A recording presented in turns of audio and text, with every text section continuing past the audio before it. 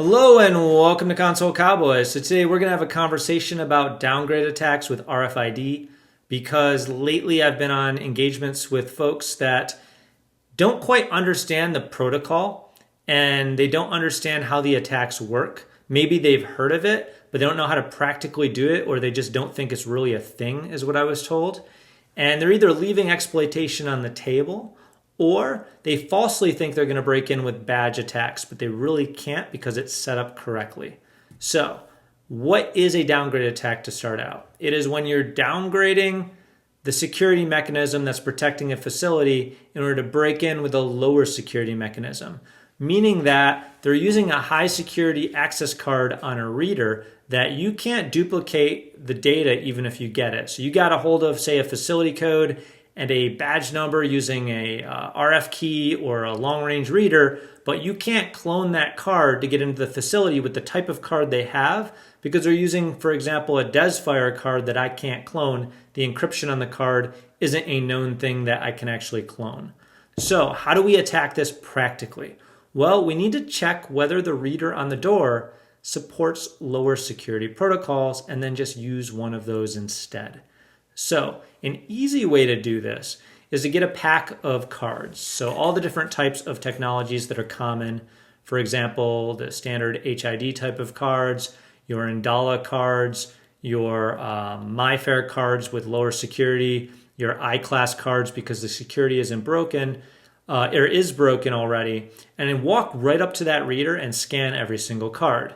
Now the ones that give you a positive response, like a green light or a red light or something, and they beep, stick those ones in your right pocket. And then all the ones that don't beep at you or give you some strange light, put those in your other pocket. Now the ones that you put in your right pocket, you know that it tried to read the data and it failed.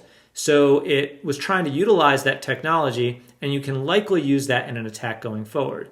Now in that pocket, if you have a lower frequency card, for example, a standard HID type of card that you can do to a T557 card, then you can just take that data you got from an RF key or from a long-range reader, put it on there, and even though they're using a DesFire or SEOS or something that's not directly broken, you can just walk in with a different card that it supports and the same data. The reason is it's just taking the data and then it gets converted to the WIGAN protocol and it just sends that across to the access controller.